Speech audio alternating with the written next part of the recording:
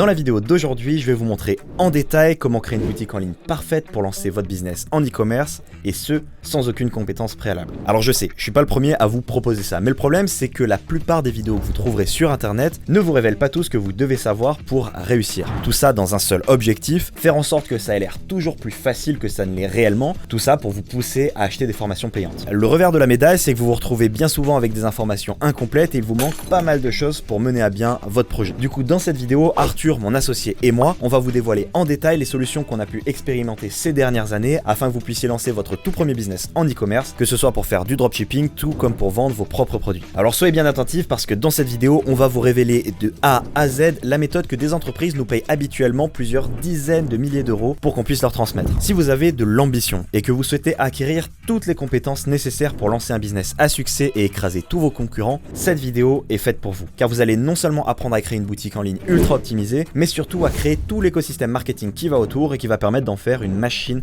à générer des ventes. Vous allez apprendre comment choisir votre offre et trouver un positionnement gagnant, comment créer une boutique en ligne ultra optimisée à moindre coût, comment attirer un maximum de visiteurs sur votre boutique avec un budget minimal et enfin comment optimiser votre boutique pour transformer un maximum de ces visiteurs en clients. Avec Arthur, on a décidé de diviser cette formation en 3 vidéos que je vous conseille de bien suivre jusqu'au bout. Pour accéder à la partie 2 et à la partie 3 après avoir visionné cette première partie, il vous suffira de cliquer sur le premier lien qui se trouve sous cette vidéo, de renseigner votre prénom et votre email, c'est entièrement gratuit et vous recevrez un accès immédiat à la suite de cette formation. En plus de ça, vous recevrez un accès à des ressources bonus comme notamment une checklist des actions à mettre en place pour créer votre boutique en ligne afin de ne pas vous perdre durant votre parcours ainsi qu'une liste de liens vers des outils très utiles que nous allons utiliser dans cette formation offerte. Enfin, je vous recommande également de prendre des notes pour ne pas oublier tout ce que nous allons voir et sur ce, moi je vous retrouve tout de suite sur l'ordinateur.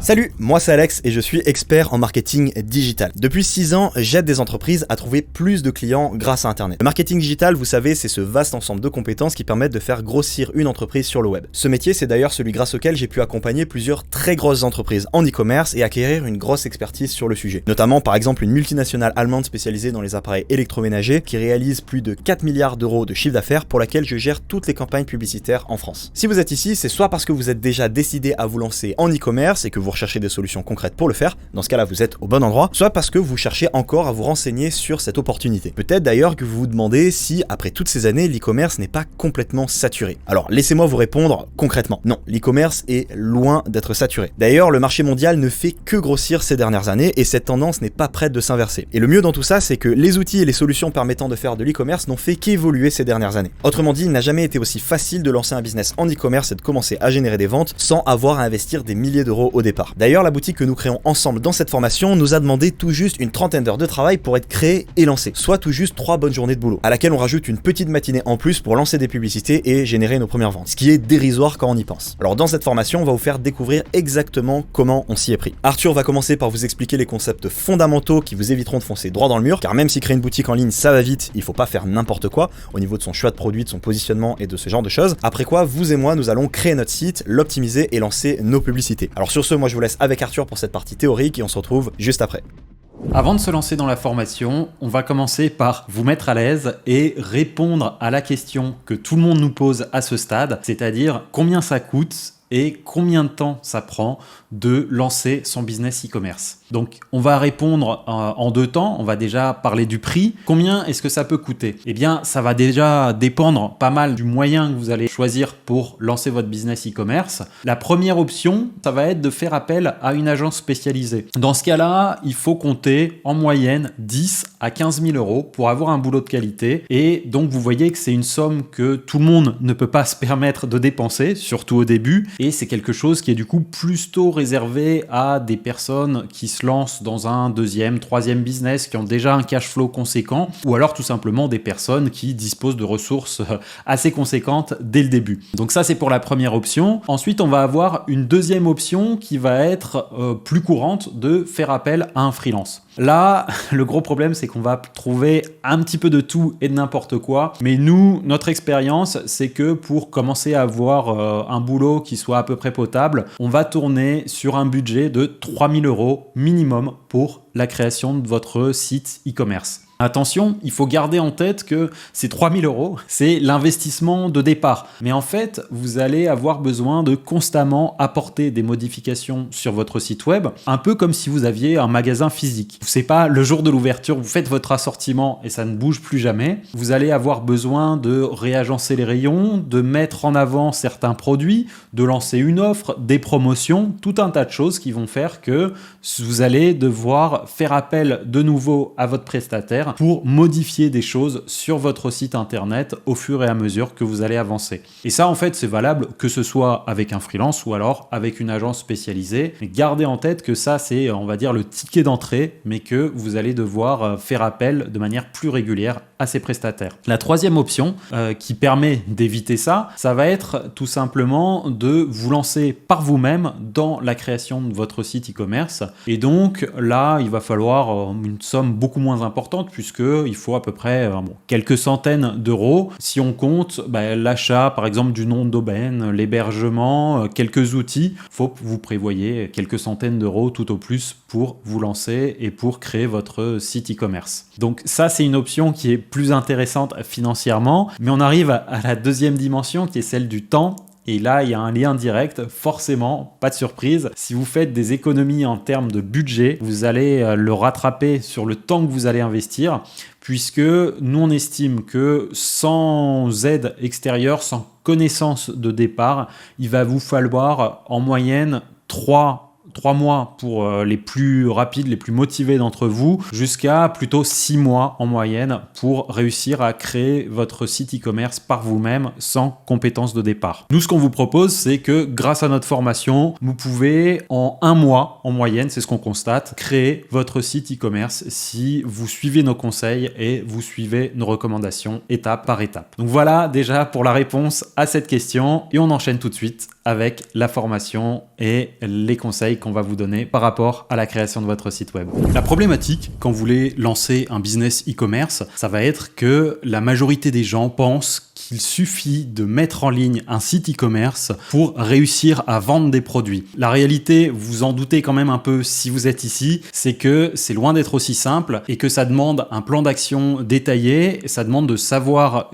s'y prendre, de savoir quelles étapes mettre en place. Et en fait, nous, ce qu'on remarque, c'est que l'immense majorité des gens va employer la même méthode qui ne fonctionne pas. Nous, on vous promet avec cette formation de vous faire gagner du temps et de l'argent, et donc on va vous montrer quelle est la mauvaise méthode que tout le monde emploie et quelle est la bonne méthode qu'il faudrait utiliser à la place si vous voulez faire partie du top 1% et vous enrichir grâce à votre business e-commerce. Donc on commence par regarder la mauvaise méthode que tout le monde suit et le premier point, ça va être de se lancer sans plan d'action clair et déjà défini. Ça peut paraître assez banal, mais on voit trop de gens qui se lancent un petit peu au hasard et qui effectuent des tâches les unes après les autres sans structure, sans ordre clairement défini. Et au mieux, vous allez perdre énormément de temps si vous n'avez pas de plan d'action clair.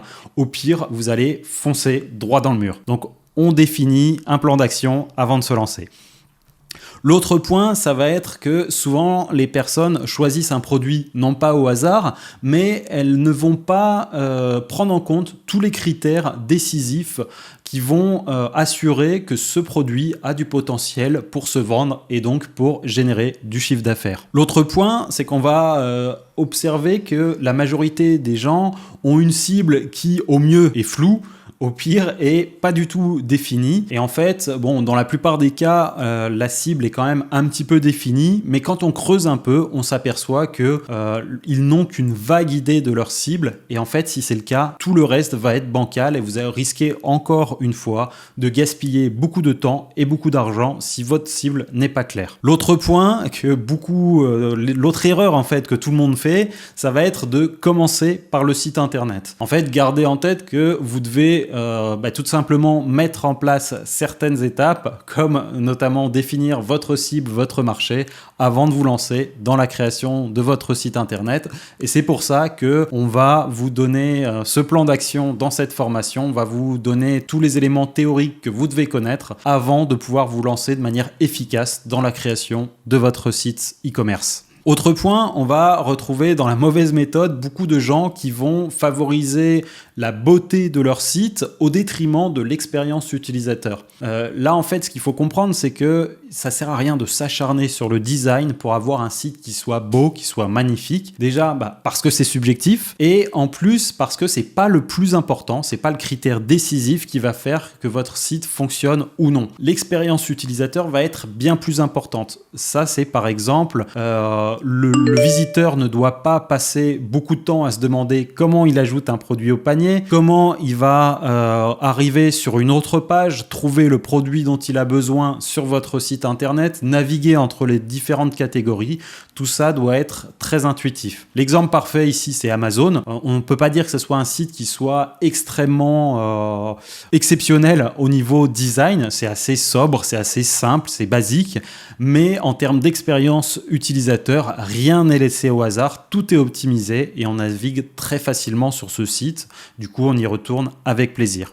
L'autre point dans cette mauvaise méthode, souvent les gens vont pas assez faire d'efforts d'acquisition. L'acquisition, qu'est-ce que c'est ? On va en parler beaucoup dans cette formation. C'est tout simplement des stratégies pour ramener du trafic sur votre site internet, c'est-à-dire amener des gens qui ne vous connaissaient pas à visiter votre site internet et à découvrir vos produits. Et enfin, l'autre erreur, ça c'est un stade un petit peu plus avancé, mais ça va être de ne faire que de l'acquisition. Alors je sais, je viens de dire qu'il fallait faire des efforts sur l'acquisition. On est d'accord, mais au bout d'un certain moment, quand le site va commencer à décoller un petit peu, qu'on va réaliser des ventes de manière régulière, nous on a vu beaucoup d'entreprises qu'on accompagnait qui concentraient trop d'efforts sur l'acquisition de nouveaux clients, alors qu'elles auraient dû passer à une autre étape qui est l'activation. Qu'est-ce que c'est l'activation ? C'est tout simplement transformer une partie des visiteurs en clients et mettre en place des méthodes qui vont faire que cette partie, elle est de plus en plus grande et donc optimiser la conversion des visiteurs en clients. Un dernier point, c'est que vous pouvez vous concentrer aussi, une fois que ces deux étapes sont franchies, sur la rétention. Et ça, c'est pareil, on voit trop d'entreprises qui se concentrent sur toujours attirer de nouveaux clients. Alors bien sûr, vous ne devez pas complètement délaisser l'acquisition de nouveaux clients, ça c'est sûr. Mais vous devez au bout d'un moment consacrer une certaine partie de votre énergie à l'activation et la rétention. Ces deux concepts qu'on va creuser un petit peu plus, un peu plus tard dans cette formation. On passe maintenant à la bonne méthode que vous devez appliquer si vous voulez vous différencier de 99% de vos concurrents et avoir un site e-commerce rentable avec des produits qui se vendent facilement et qui vous font gagner de l'argent. Alors, le premier critère, on l'a évoqué juste avant, ça va être de trouver un produit à fort potentiel. Comment on va faire ? On va vous donner tout un tas de critères qu'il faut respecter si jamais vous voulez avoir un produit qui a des chances de se vendre et qui a des chances de se vendre facilement. Alors, avant de vous donner cette liste de critères, je veux juste faire une petite précision, c'est que les critères qu'on va vous donner ne s'appliquent pas uniquement au dropshipping, mais s'appliquent aussi au e-commerce traditionnel. Qu'est-ce que c'est que le dropshipping ? Pour ceux qui ne savent pas encore, c'est une méthode dans laquelle on va se concentrer sur la vente d'un produit, mais dans laquelle on ne gère pas du tout le stock. Concrètement, quand un client place une commande sur notre site, on va nous, de manière automatisée, je vous rassure, contacter directement le fournisseur qui va lui-même se charger de l'expédition de ce produit à notre client final. On revient à nos moutons, on parlait des critères qui vont vous permettre d'identifier un produit à fort potentiel. Le premier critère, ça va être de trouver une niche de passionnés. Une niche de passionnés, moi je vois deux notions là-dedans. Je vois la notion de passionné. Ça va être assez évident. C'est que si vous avez des personnes qui éprouvent des émotions assez fortes vis-à-vis de vos produits, ça va être plus facile de leur vendre ces produits et vous allez pouvoir proposer aussi un prix de vente qui est plus élevé. Donc c'est très intéressant. L'autre aspect, c'est l'aspect niche. Qu'est-ce que c'est qu'une niche ? C'est rien d'autre en fait qu'un sous-ensemble d'un marché qui est plus vaste. Concrètement, on pourrait prendre un exemple qui est, vous voulez vendre des croquettes pour chiens. Si vous vendez des croquettes pour chiens, vous avez une cible qui est très large, donc vous pouvez toucher beaucoup de gens, mais vous allez avoir énormément de concurrence et en fait, la guerre va se faire surtout sur les prix si vous ne vous différenciez pas. Et dans ce cas-là, ce qui est intéressant de faire, c'est de ne pas se contenter de vendre des croquettes pour chiens, mais ça va être de vendre, par exemple, des croquettes croquettes avec des ingrédients biologiques, sans céréales, avec beaucoup de protéines, fabriquées localement et qui respectent la santé ou le rythme naturel des chiens. De cette manière, bien sûr, vous allez avoir une cible plus réduite par rapport à si vous vendiez juste des croquettes, mais les personnes qui vont être intéressées par ça seront beaucoup plus susceptibles d'acheter chez vous parce qu'il y aura moins de concurrence et qu'elles auront aussi la conviction que c'est exactement ces produits-là qu'ils cherchaient et qui répond à leurs besoins. L'autre critère intéressant, c'est ce qu'on appelle l'effet wow. C'est tout simplement d'avoir un produit qui soit un petit peu innovant, qu'on retrouve pas partout et qui interpelle en fait. Et ça va aider énormément quand vous allez faire de la publicité, puisque ça va être plus facile d'interpeller vos cibles que si vous vendez des agrafes, où là, ça va être compliqué d'arrêter quelqu'un qui est en train de scroller sur les réseaux sociaux, par exemple, pour essayer de lui vendre des agrafes. Autre critère, ça va être de résoudre un problème. Si votre produit est capable de résoudre un problème réel que vous avez identifié chez vos cibles, eh bien, il y a de fortes chances qu'elles soient prêtes à payer pour résoudre ce problème. Autre critère, eh bien, ça c'est important, c'est la capacité de votre produit à générer une marge qui soit intéressante. Il n'y a pas de règle absolue, ça va dépendre de pas mal de choses, mais nous, ce qu'on conseille, c'est d'avoir au moins une marge de x3. Concrètement, vous achetez le produit, vous achetez le produit 5 €, vous devez être capable de le revendre au moins 15 parce que vous allez avoir, vous, pas mal de frais et que c'est important de dégager des bénéfices. C'est pour ça qu'on est là. L'autre point, ça va être d'avoir un produit qui soit facile à transporter, à manipuler et à stocker. Pas besoin de trop d'explications, mais bien sûr, ce sera plus facile pour la vente de ce type de produit. Donc, c'est un critère que vous devez avoir en tête si vous cherchez à établir une priorité entre deux idées que vous pouvez avoir. Autre critère, ça va être un produit qui soit pour lequel c'est pas indispensable de l'essayer pour l'acheter. Pourquoi ? Eh ben, déjà, ça va vous permettre de déclencher l'achat plus facilement que lorsque c'est un produit où la personne va être prête à se déplacer pour essayer de le voir en situation réelle, de pouvoir le toucher, l'essayer. Ça va être beaucoup plus compliqué à vendre. Et en plus, vous devriez avoir moins de retours si c'est des produits pour lesquels le client peut être sûr de sa compatibilité avec ses besoins avant de l'acheter. Voilà pour les critères qui nous paraissent très importants pour un produit à fort potentiel. Bien entendu, vous n'êtes pas obligé d'avoir un produit qui respecte l'ensemble de ces critères, mais il est intéressant d'avoir un produit qui coche le plus de cases parmi celles-ci. Dans cette formation, on veut vraiment vous montrer un exemple concret, on ne veut pas se contenter de la théorie et on veut vous montrer comment, étape par étape, on part d'une idée pour mettre en ligne un site e-commerce et commencer à générer des ventes. Et donc, on a choisi déjà un produit pour vous montrer étape par étape comment on va le vendre. Et ce produit, c'est un genre de petite balle en caoutchouc qui va servir à renforcer la musculature de sa mâchoire pour avoir une mâchoire plus carrée qui fasse plus virile. Je peux vous montrer, ça ressemble à quelque chose comme ça. Et en fait, ça permet vraiment de travailler les muscles de la mâchoire pour élargir la mâchoire, pour la rendre plus carrée, un peu comme sur le monsieur sur la photo. Et donc, vous voyez que ce produit, il va cocher l'ensemble des critères d'un produit à fort potentiel. C'est une niche de passionnés, les personnes passionnées par le fitness, la musculation. C'est aussi un effet wow dans le sens où c'est pas un produit courant, c'est pas un produit qu'on a l'habitude de voir. Ça résout un problème, le problème des personnes qui ne s'estiment pas assez viriles, qui ne sont pas satisfaites de leur physique et en particulier de leur visage. On a une forte marge qui est possible puisque de mémoire on est à 1,70 € le prix d'achat et on n'aura aucun problème à faire x3 sur le prix de vente. C'est un produit qui est facile à transporter, manipuler et stocker. C'est très léger, c'est petit, c'est en caoutchouc, ça craint rien du tout, c'est pas périssable, donc aucun problème à ce niveau-là. Et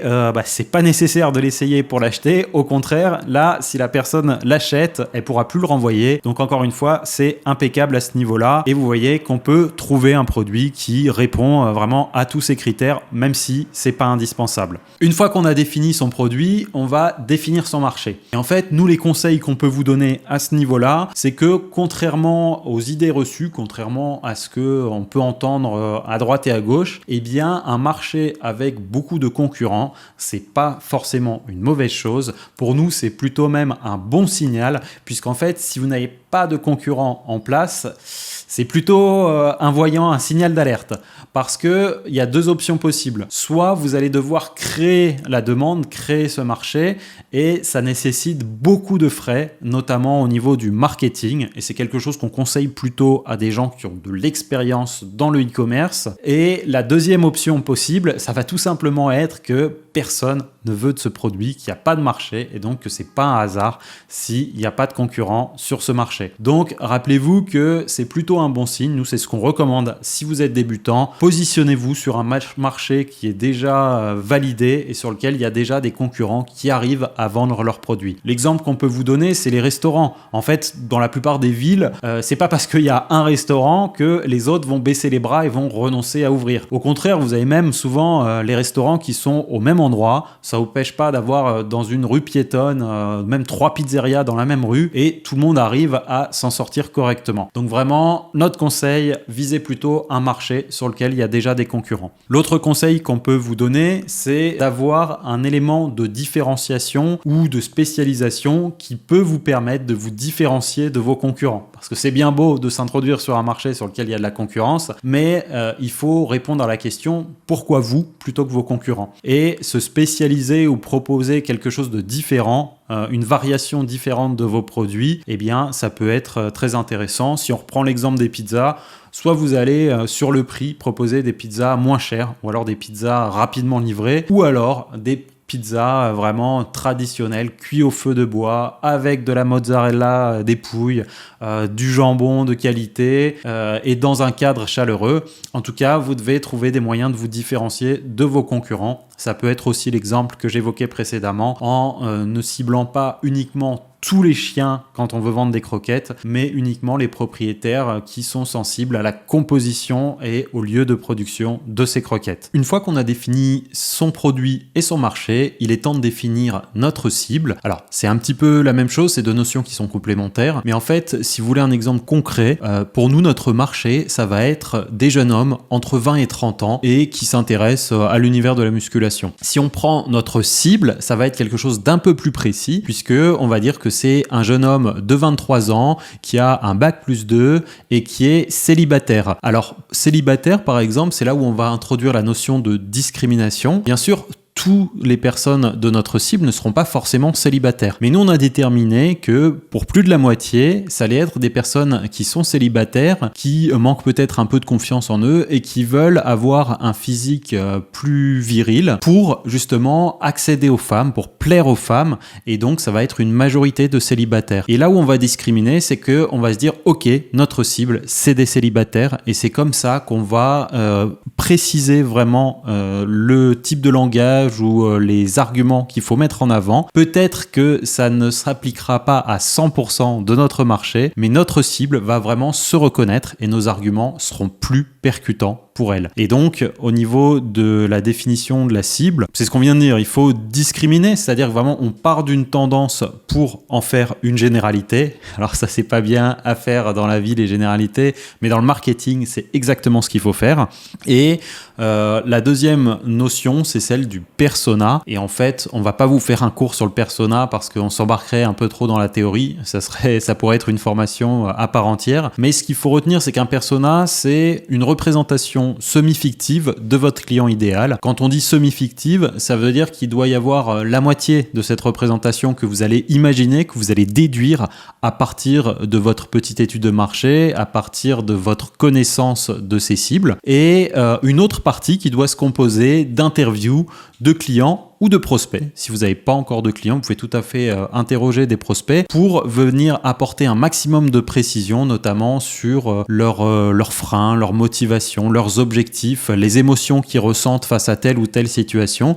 Et tout ça, vous allez pouvoir l'exploiter plus tard pour, par exemple, la rédaction de vos fiches produits ou encore les publicités pour attirer des personnes sur votre site internet. Quatrième étape de la bonne méthode, ça va être, une fois que vous avez votre cible et votre produit, d'aligner en fait votre offre et votre cible. Qu'est-ce que c'est concrètement cet alignement ? Eh bien, ça va être adapter le niveau de langage à votre cible. Le jargon, c'est-à-dire que si vous avez une cible qui est vraiment très éduquée par rapport à vos produits, vous pouvez vous permettre, vous devez même utiliser un certain jargon pour montrer que c'est quelque chose de technique qui s'adresse à des experts comme eux. À l'inverse, si c'est plutôt des néophytes, eh bien vous devez éviter le jargon trop technique pour pas qu'il soit perdu et pour pas qu'il puisse avoir une réticence à se dire ce produit n'est pas fait pour moi, je vais pas réussir à l'utiliser ou je vais pas réussir à en exploiter le plein potentiel. L'autre exemple concret, ça va être de jouer sur les émotions et c'est là où on va se servir des renseignements qu'on a pris sur ces personas pour pouvoir appuyer dans la description des produits, dans les publicités, sur les émotions, sur les leviers qui vont fonctionner. L'autre intérêt, c'est de savoir où et comment atteindre cette cible et c'est là où toutes les informations, encore une fois, qu'on aura pu prendre dans la collecte, dans la création de ces personas et de ces cibles, ça va être intéressant pour les publicités que vous allez réaliser. Cinquième étape, on y vient et vous voyez que c'est que à ce moment-là qu'on conseille de se lancer dans la création de votre site internet quand vous avez un produit bien défini, une cible, un marché, que vous avez fait l'alignement entre votre offre et votre cible et c'est à ce moment-là que vous allez vous lancer dans la création de votre site web. Je m'attarde pas plus là-dessus puisque on y revient en détail dans cette formation. Sixième étape, ça va être d'attirer des visiteurs sur son site. Vous vous souvenez, la partie acquisition.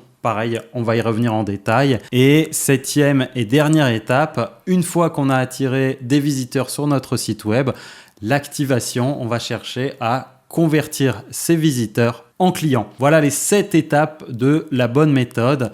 Si vous suivez ces étapes dans cet ordre, il y a de fortes chances que vous vous différenciez de 99% de vos concurrents et que vous arriviez à vendre vos produits. Alors, dans cette formation, on a vraiment envie que ce soit le plus concret, le plus actionnable possible pour vous. Et donc, si on récapitule, à ce stade-là, qu'est-ce qu'on a ? À ce stade, on a défini quel était notre produit. On s'est assuré qu'il respecte les critères d'un produit à fort potentiel. On a défini notre marché et on a défini notre cible. On est prêt pour s'attaquer à la création de notre site web. Alors maintenant que vous avez vu la partie marketing avec Arthur, on va pouvoir commencer la création de notre site web. Et la première étape dans tout ça, c'est de choisir quel outil on va utiliser pour créer notre site. Alors des outils, il en existe un sacré paquet. Vous avez Shopify, PrestaShop, Magento, WooCommerce qui fonctionne avec WordPress. Vous avez Webflow ou encore Wix. Alors PrestaShop, Magento, Wix et Webflow, je vous les recommande certainement pas. PrestaShop est truffé de bugs et fera que votre site aura plein de problèmes et c'est vraiment à chaque fois que je vois un site Shopify, c'est une usine à gaz. Magento, c'est pas assez répandu et du coup, c'est très limité en termes de possibilités. Et en plus, si un jour vous voulez trouver un prestataire, c'est extrêmement rare. Wix n'est pas du tout fait pour faire des boutiques en ligne à la base et c'est vraiment un outil pour débutants et pour amateurs. Du coup, vous serez très limité en termes de possibilités également. Et Webflow est un outil qui, je pense, a de très beaux jours devant lui, mais pour l'instant, il est trop limité en ce qui concerne l'e-commerce et le marketing. Il est très bon pour la partie design, pour la partie graphique, mais pour la partie marketing, il a encore de beaux progrès à faire, donc je vous recommande pas ces outils-là. Le choix se situe plutôt entre Shopify et WooCommerce. Alors nous, dans cette formation offerte, on va partir sur un site qui sera fait avec WooCommerce et WordPress, et ce pour plusieurs raisons. La première raison, c'est que WooCommerce nous donne beaucoup plus de contrôle et de possibilités que Shopify. Alors pourquoi est-ce que c'est important ? C'est important parce que votre boutique en ligne, vous devez comprendre que c'est vraiment le cœur de votre activité et que cette boutique en ligne, elle va pas être statique, elle va évoluer, elle va être vivante. Il va falloir rajouter des produits, faire des promotions, mettre en place des systèmes de marketing, faire des customisations, de l'optimisation, faire de l'analyse, plein de choses que vous allez pouvoir faire à l'avenir, qu'on va vous apprendre et qui vont vous permettre d'aller chercher des petits pourcentages de chiffre d'affaires par-ci par-là, ce qui en fin de compte fera que vous allez pouvoir augmenter fortement vos résultats. Ça sera beaucoup plus facile de le faire sur WooCommerce parce que WooCommerce nous donne toutes ces possibilités-là alors que Shopify, c'est beaucoup plus verrouillé. Shopify, son seul réel avantage, c'est qu'il a l'air plus simple au départ lorsqu'on n'y connaît rien. Pourquoi? Parce que Shopify est limité en termes de possibilités et que lorsqu'on veut aller faire des choses plus avancées sur Shopify, il faut littéralement aller dans le code ou aller trouver des outils qui coûtent très cher. Et c'est ça le problème de Shopify. WooCommerce, donc son premier avantage, c'est qu'il nous donne plus de contrôle et ainsi on va pouvoir optimiser notre business beaucoup plus. Le deuxième avantage de WooCommerce, c'est que WooCommerce est gratuit. WooCommerce est gratuit parce que WordPress est gratuit et que ces deux outils sont des outils open source, c'est-à-dire qu'ils sont disponibles gratuitement et vous avez accès au code source de ces outils. Alors que Shopify coûte excessivement cher. Le forfait de base de Shopify, il est d'une trentaine d'euros par mois, mais vous avez accès à quasiment aucune fonctionnalité avec ce forfait. Et si vous voulez avoir toutes les fonctionnalités que vous pourriez avoir par exemple avec un WooCommerce, vous les aurez pas. Mais le forfait maximal de Shopify qui donne le plus de fonctionnalités, il coûte dans les 400 euros par mois, ce qui est extrême. Et ces 400 euros, moi je préfère que vous les mettiez en publicité ou en marketing plutôt que dans votre outil qui vous permet de créer votre site. Et le troisième avantage de WooCommerce, c'est que WooCommerce ne prend pas de commission sur vos ventes, ce qui fait que vous allez garder une plus grande partie de votre marge que vous n'allez pas donner à Shopify. Shopify prend entre 1 et 2% je crois de commission, ce qui est quand même assez important. Surtout en France, on paye déjà beaucoup d'impôts et où c'est difficile de faire des marges. Et si en plus Shopify prend 2%, ça fait un petit peu chier. Déjà que les passerelles de paiement prennent systématiquement un pourcentage, vous vous retrouvez avec 4% de votre marge qui part en fumée. C'est un petit peu dommage. Moi, je préfère que vous regardiez cet argent pour le réinvestir ou pour vous, par exemple. Donc, c'est pour toutes ces raisons qu'on va partir sur un site qui sera fait sur WooCommerce avec WordPress et vous verrez que c'est pas plus compliqué étant donné qu'on va vous montrer exactement comment il faut faire. Donc, vous inquiétez pas, ça sera tout aussi simple que si vous partiez avec un site Shopify. Allez, sur ce, on se retrouve tout de suite pour la mise en place de tout ça. Maintenant qu'on a choisi l'outil qu'on allait utiliser pour créer notre site web, à savoir WordPress avec WooCommerce, l'étape d'après, ça va être d'acheter un nom de domaine et un hébergement. Alors, ça coûte pas cher du tout. Un nom de domaine, ça coûte une dizaine d'euros par an et un hébergement, une dizaine d'euros par mois. Donc, c'est vraiment très accessible. Mais pour ce faire, je vous recommande de vous rendre sur le site hostinger.fr. Je vous mets un lien en description qui, même si c'est pas cher, ça vous donnera 10% de réduction supplémentaire. Et je vous recommande de passer par Hostinger parce que Hostinger nous permet de bénéficier d'une technologie de serveur qui s'appelle les serveurs Lightspeed Web Server, qui sont des serveurs qui sont beaucoup plus performants. Il faut savoir que WordPress avec WooCommerce est très lourd en termes de ressources, c'est-à-dire que votre serveur, pour envoyer une page à un visiteur, il va devoir faire beaucoup de calculs, ce qui fait que si on n'optimise pas correctement un site WordPress avec WooCommerce, le site il risque d'être très lent. Et ça, on veut surtout pas que ça arrive, vu qu'une seconde de temps de chargement en plus, en moyenne, c'est 10% du chiffre d'affaires pour un site e-commerce qui est perdu. Et ça, on veut surtout pas que ça arrive. Du coup, je vous recommande de passer par un hébergeur qui utilise Lightspeed, ce qui est le cas de Hostinger. Et encore une fois, il y a un lien en description qui vous donnera 10% complémentaire de réduction, ce qui est toujours ça de prix. Donc voilà. Donc vous allez sur Hostinger et là, on va avoir deux manipulations à faire. Donc on va créer un compte lorsqu'on va acheter un nom de domaine. Donc moi, je vais commencer par le nom de domaine en allant ici et on va choisir notre nom de domaine. Alors nous, pour notre boutique de gomme à mâcher pour muscler la mâchoire, on a choisi le nom de domaine alpha-jao.com. Alors, ce qui est très important dans un nom de domaine, c'est éviter de mettre des accents. On peut pas mettre d'underscore, le tiret bas, on peut pas. On peut mettre des lettres et des tirets. Si possible, éviter les tirets, c'est mieux d'avoir des lettres tout attachées, même si c'est pas le truc qui change la donne. Là, pour le coup, le .com sans le tiret, il était déjà pris. Mais moi, ce qui est très important, c'est que j'ai un .com parce que c'est un business qui peut s'étendre à l'étranger, donc je veux pas être cantonné avec le .fr. C'est pour ça que je préfère avoir un .com. Et du coup, notre nom de domaine, c'est alphajao.com. Pas d'accent, ça peut poser des problèmes, donc le mieux, c'est pas d'accent. Et une extension qui est cohérente par rapport à ce que vous faites. Donc nous, on va faire ça, on va faire chercher. Et là, il va me sortir les résultats et on voit que c'est à 10 euros par an et qu'il est disponible. On fait ajouter au chariot et j'avais mal cliqué et on achète. Alors moi j'ai déjà un compte donc je vais me connecter. Non, je me connecte avec Google. Voilà. Et donc AlphaJao et je vais payer par PayPal et je fais soumettre un paiement sécurisé. Donc maintenant, il va me rediriger vers mon panneau de contrôle. Et l'étape suivante, ça va être d'acheter un hébergement. Alors moi, je ne vais pas le faire parce que j'ai déjà un hébergement cloud qui me permet d'héberger jusqu'à 200 sites internet. Alors je vais éviter d'en reprendre un nouveau, ça serait un peu con. Mais je vais quand même vous montrer comment on fait. Une fois que votre compte est créé, normalement, vous allez là. Et là, vous faites obtenir un nouveau plan d'hébergement. Et là, vous choisissez un hébergement qui vous correspond. Alors, l'hébergement cloud, il va nous permettre de bénéficier de meilleures performances vu que c'est un hébergement qui a un peu plus de ressources. Alors, si vous prenez un hébergement web, je vous recommande au minimum de prendre celui-ci à 3,99€ par mois. Mais le mieux, ça reste l'hébergement cloud. Le Cloud Startup qui nous offrira des meilleures performances. L'hébergement WordPress, c'est la même chose que l'hébergement web. C'est vraiment pareil. C'est juste que c'est pour nous montrer qui nous permet d'héberger WordPress, mais WordPress on peut l'héberger n'importe où, donc ça change rien. Une fois que vous avez acheté votre hébergement web, vous avez votre hébergement et là vous allez pouvoir, il faut que je renouvelle d'ailleurs, vous allez pouvoir ajouter un nouveau site web.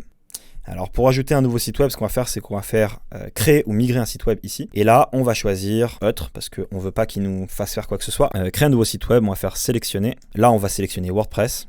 Et là, on va choisir un mot de passe administrateur. Voilà. Français, on va faire continuer. Là, on peut déjà installer WooCommerce. Tout ça, on n'installe pas, juste WooCommerce. Hein. Le reste, ne l'installez surtout pas, ces extensions à la con. Tac, tac, tac. Là, on ne choisit pas de thème, puisque nous, on va utiliser autre chose. Et on va prendre le site Alphadio. Et on fait sélectionner.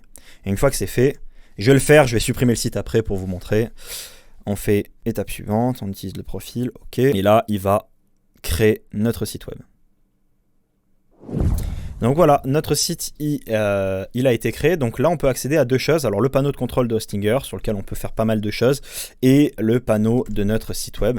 Et donc là, vous allez voir ce à quoi ressemble un WordPress vierge. Donc on a WooCommerce qui est installé. Alors WP Form, on va désinstaller. On n'a pas besoin de cette merde.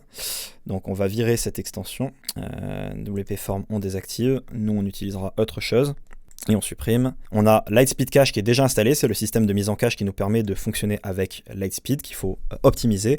On a Hostinger qui nous permet de gérer les plugins depuis l'hébergeur. Hello Dolly, on supprime. All-in-One WP Migration, on peut le laisser. Et on a WooCommerce qui est installé. Donc là, déjà, on peut créer une boutique en ligne. Alors aujourd'hui, sachez que dans cette formation gratuite, on va utiliser ce WordPress vierge comme base qui va nous permettre de construire notre site. C'est un monoproduit, c'est un site avec un seul produit, donc c'est assez simple. On va installer ensemble les outils, comme ça vous allez pouvoir connaître la base, quelles sont les choses qu'il faut faire, qu'il faut mettre en place. Mais sachez que dans notre offre premium qui suit cette formation offerte, on vous donne accès à un modèle de WordPress dans lequel tout ce que vous allez voir aujourd'hui et plus encore a été fait à votre place. On a déjà configuré les outils, on a mis en place tous les plugins, on a optimisé le site pour la sécurité, pour le temps de chargement, pour la conversion. On a mis en place énormément de choses. Alors maintenant qu'on a installé WordPress, je me permets de faire une petite parenthèse pour vous dire qu'aujourd'hui dans cette vidéo, on va voir un certain nombre d'actions qu'il va falloir mettre en place. On va les voir ensemble. Alors c'est pas des choses qui sont compliquées. On a fait un maximum de choses pour que ça aille plus vite. Mais sachez que dans notre offre Premium e-commerce master qui suit cette formation gratuite, on vous propose à l'intérieur non pas de partir d'un WordPress qui est vierge dans lequel il faut tout faire vous-même, mais d'un modèle de WordPress qu'on a fait à votre place dans lequel tout ce que vous allez voir aujourd'hui et bien plus encore a été fait pour vous à l'avance. Comme ça, vous n'avez pas à le faire vous-même. On a mis en place les outils, on les a configurés, on a sécurisé le site au maximum, on a optimisé pour le temps de chargement, pour le référencement, pour l'intégration des outils marketing. On a fait un maximum de choses pour vous simplifier la tâche et vous faire gagner du temps. Je vous le dis maintenant et pas à la fin de cette vidéo, parce que si je vous le dis à la fin de cette vidéo après que vous ayez tout fait vous-même, vous allez vous dire mais putain pourquoi tu me l'as pas dit avant? Donc je préfère vous le dire maintenant, comme ça vous êtes au courant. Sachez également qu'aujourd'hui on va utiliser 2-3 outils qui sont payants, dont il existe des alternatives gratuites. Sachez que ces outils, on vous offre dans notre offre complète, dans notre offre premium, les licences pour que vous n'ayez pas à les payer vous-même. C'est simple, on avait des licences illimitées avec un nombre de sites illimité et en plus les licences les plus chères pour tous ces plugins, plutôt que de les garder pour nous, on s'est dit qu'on allait vous en faire profiter pour que ça ne vous coûte pas un seul centime. Du coup, avec ce modèle de site qu'on vous fournit dans notre offre premium, vous gagnez beaucoup de temps et ça vous permet de sortir votre site beaucoup plus rapidement. Vous économisez beaucoup d'argent également puisque vous n'avez pas à payer les outils. La seule chose que vous avez à payer, c'est votre hébergement et rien d'autre. Et ça, normalement, vous l'avez déjà pris.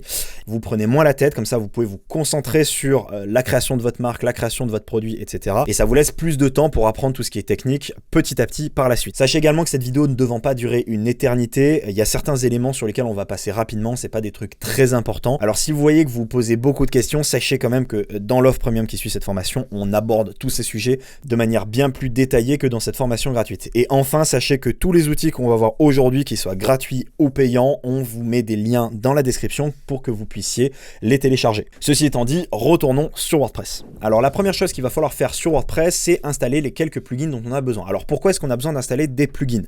Parce que WordPress fonctionne comme ça. WordPress n'a pas beaucoup de fonctionnalités au départ et il faut installer des extensions ou plugins qui vont rajouter de nouvelles fonctionnalités. Alors on a un certain nombre de plugins qu'on va installer. On va les installer tout au long de cette vidéo en fonction au moment où on en aura besoin. Mais là on va installer les quelques plugins de base qu'il faut installer dès dès le départ. Alors le premier c'est Yoast SEO, c'est un plugin qui va nous permettre d'optimiser notre site pour le référencement naturel, c'est-à-dire qu'il va nous donner des recommandations pour optimiser notre site, optimiser notre contenu, et il va nous permettre de structurer certains éléments et il va rajouter quelques fonctionnalités. Alors on va l'installer et ensuite on va l'activer ici. On va commencer la configuration initiale et on va répondre à toutes les questions. Donc représentation du site, on va mettre c'est une entité, le nom c'est AlphaGeo, on peut mettre le logo qu'on a déjà créé que je vais aller télécharger.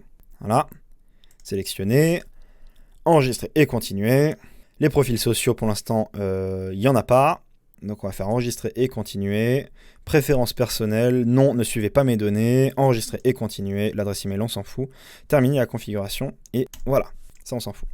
Yoast SEO, il est installé. Le deuxième plugin qu'on va installer, c'est le plugin qui s'appelle Gravity Forms. Alors, vous n'allez pas le trouver ici, parce que c'est un plugin payant qui n'est pas disponible dans la bibliothèque de WordPress, donc je vous mets un lien en description pour l'obtenir. C'est un plugin qui coûte pas très cher, ça coûte 59 $ par an, je crois. Donc, environ 5 € par mois ou quelque chose dans le genre. Et c'est un des plugins qui est offert dans notre offre premium. Alors, ce plugin, il va nous permettre de faire des formulaires, notamment le formulaire de contact de notre site, mais ensuite, tous les formulaires dont on pourra avoir besoin lorsqu'on va, par exemple, proposer des contenus à télécharger, lorsqu'on va vouloir faire plein de choses, en fait. Dès qu'on aura besoin de faire un formulaire, on va utiliser Gravity Forms. Alors vous avez des alternatives gratuites, mais elles sont toutes moins bien. Genre Gravity Forms, c'est vraiment le meilleur plugin pour faire des formulaires, mais genre de très très loin. Genre au-dessus c'est le soleil, il n'y a vraiment personne. Alors moi je l'ai déjà téléchargé, alors je vais l'installer ici, je vais faire installer maintenant. Ils vont me demander ma clé de licence, donc je vais aller la récupérer. Je fais activer l'extension, et ici ils vont me demander ma clé de licence quand je vais aller dans formulaire ici. Voilà, ici ça s'est ouvert tout seul, ils vont me demander ma clé de licence. Donc je vais aller la récupérer et je fais la configuration. Ensuite je choisis l'euro, j'active les mises à jour automatiques, je masque les informations concernant la licence, comme ça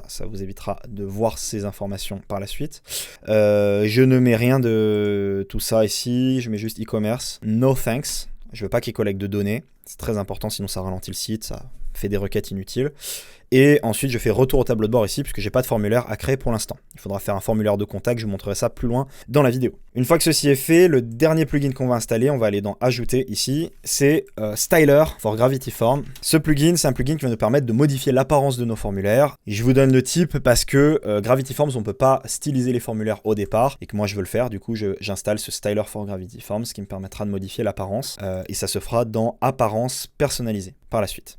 Maintenant que ceci est fait, on a installé tous les plugins dont on avait besoin au départ. Ce qu'il va falloir faire maintenant, c'est installer notre thème. Alors pour installer notre thème, c'est très simple, il faut aller dans Apparence, dans Thème, et dans Thème ici, Ajouter. Alors vous avez des thèmes par défaut qui sont fournis sur WordPress, il y en a plein, des thèmes gratuits, des thèmes payants, etc. Le problème de ces thèmes, c'est qu'ils sont très verrouillés.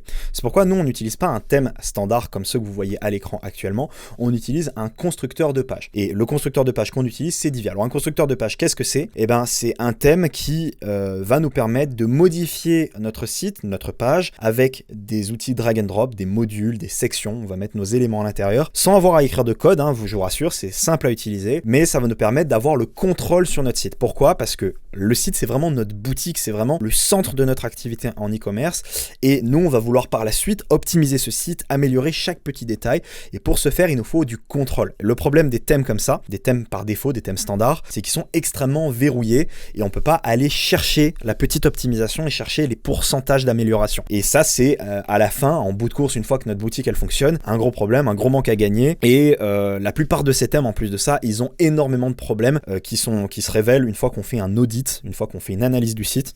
Il y a plein de problèmes de structure qui sont révélés. Alors il y en a certains pour lesquels c'est pas le cas, mais pour les trouver, bon courage. Alors nous, on préfère utiliser un constructeur de page. Alors ce thème, étant donné qu'il est payant, il va pas être disponible ici. Si je marque Divi ici, je vais pas le trouver. Il faut aller sur le lien qui se trouve dans la description, et là vous aurez la possibilité d'acheter ce thème. Il coûte moins d'une centaine de dollars par an, donc une dizaine d'euros par mois. C'est pas un prix qui est excessif, et si vous prenez la licence à vie, elle coûte je crois 250 $, et c'est à vie, vous n'aurez pas d'abonnement récurrent à payer. Et je vous précise encore une fois, on vous le fournit gratuitement dans notre offre payante, on vous fournit notre licence illimitée. Et si vous voulez le télécharger, il vous suffit de cliquer sur le lien qui se trouve en description. Moi je l'ai déjà téléchargé, alors je vais l'installer ici, je le fais glisser ici, installer maintenant. Ça va me l'installer, et ensuite il faudra simplement que j'aille mettre ma clé de licence. Mais ça, je vais le faire hors écran, c'est pas très important. Je fais activer ici, et voilà. le thème est activé. Ensuite, je vais pouvoir supprimer tous les autres thèmes, donc on n'a pas besoin, qui ne servent à rien. On peut en laisser un thème de fallback installé. Moi, je m'en fiche, je les désinstalle tous parce que je sais très bien que j'en aurai pas besoin. Voilà, notre thème Divi est installé. Alors maintenant que ceci est fait, il va falloir qu'on apporte quelques petites modifications à Divi. Alors, c'est pas des trucs que vous allez faire à la main,